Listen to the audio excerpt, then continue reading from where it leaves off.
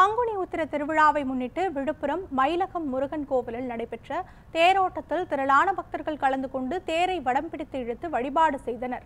விழுப்புரம் மாவட்டம் மயிலகத்தில் அமைந்துள்ள வள்ளி தெய்வானை சுப்பிரமணியர் சுவாமி கோவிலில் பங்குனி உத்திர திருவிழா கடந்த 2ஆம் தேதி கோலாகலமாக தொடங்கியது. திருவிழாவின் முக்கிய நிகழ்வான தேரோட்டத்தில் மயிலம் பொம்மபுர ஆதீனம் 20ஆம் பட்டம் சிவஞான பாலய சுவாமிகள் உட்பட திரளான பக்தர்கள் கலந்து கொண்டு தேரினை வடம் பிடித்து இழுத்தனர்.